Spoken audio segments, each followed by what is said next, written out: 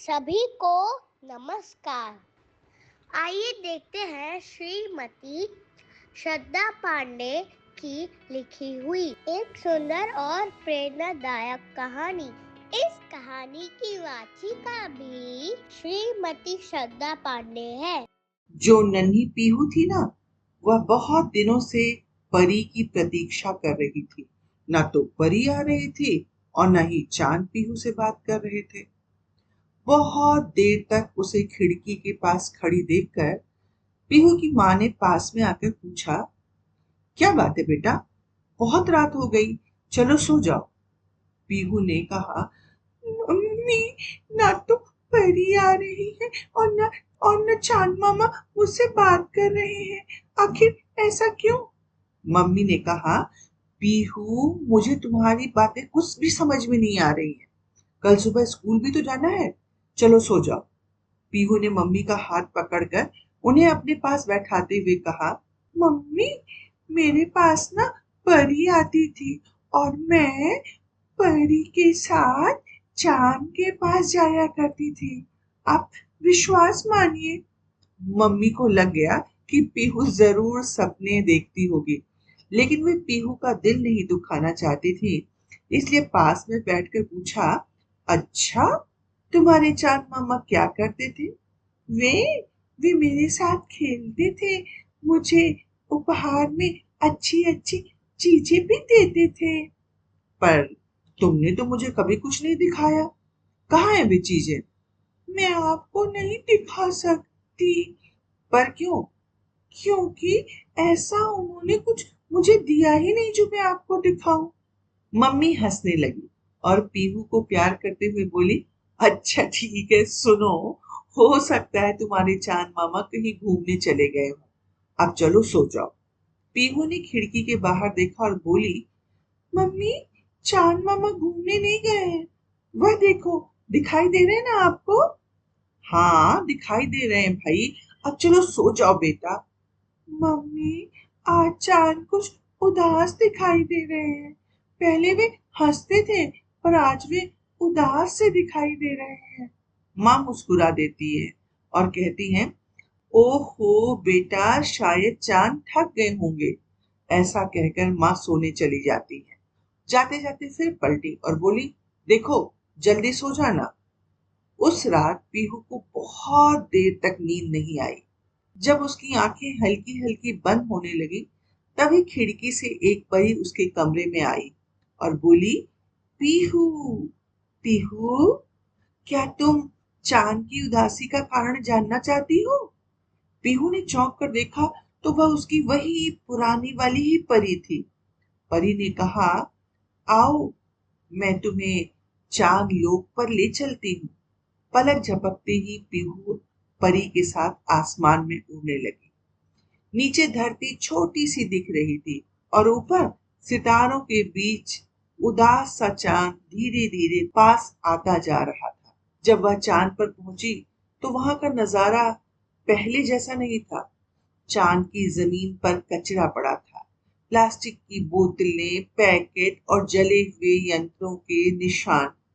हवा में धुंध सी थी और रुई जैसी मुलायम जमीन धूसर हो गई थी।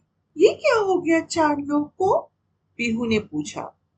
तभी चांद मामा दास से थे खुद बोले, पीहू बिटिया, मैं बीमार हो गया हूँ। पर क्या हुआ आपको? क्या बताऊं, क्या हुआ? देखो, चमकना, हंसना, मुस्कुराना तो दूर, अब मैं पीला होता जा रहा हूँ। पर कैसे? यही तो मैं जानना चाहती हूँ। यह सब इंसानों के कारण हुआ है। इंसानों के कारण? पीहू ने आश्चर्य से पूछा। हाँ, जब से इंसानों ने यहाँ आना शुरू किया, वे अपने साथ प्लास्टिक और मशीनें लाने लगे और जाते समय सारा सामान यहीं छोड़ जाते हैं। हमारी जमीन से जब देखो तब न जाने क्या खोद खोद कर ले जाते हैं, शायद कुछ एक्सपेरिमेंट करने के लिए।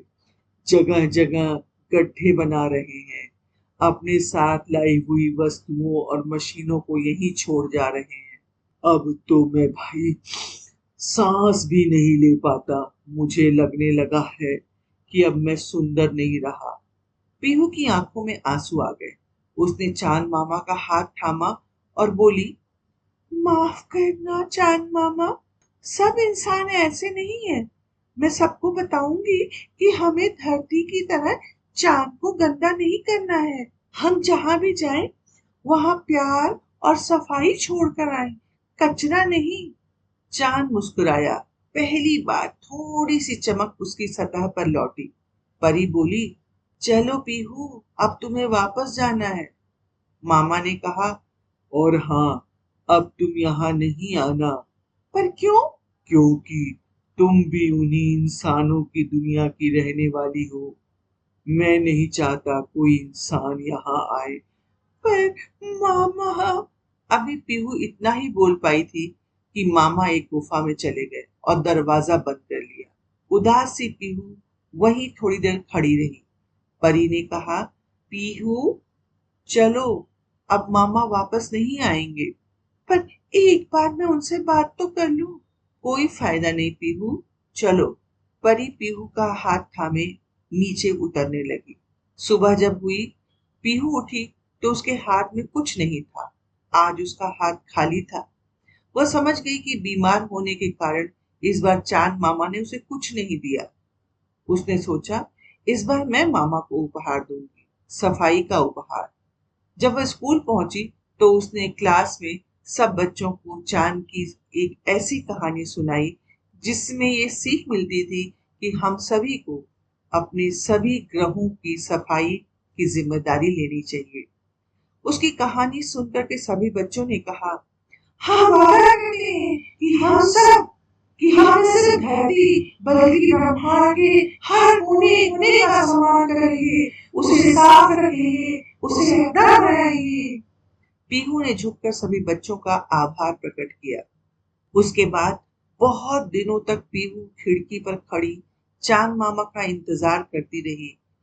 अभी भी उसे चांद मामा के निमंत्रण की प्रतीक्षा है। वो इंतजार कर रही कब वह परी आए और वह फिर से दोबारा चांद मामा के पास जाए। धन्यवाद। तो कहानी से क्या सीख मिलती है बच्चों? हाँ, बिल्कुल सही सोचा आपने। जहां भी हम जाएं, वहां प्रकृति की रक्षा करना हमारा कर्तव्य है, चाहे वह धरती हो या ब्रह्मांड का कोई भी कोना।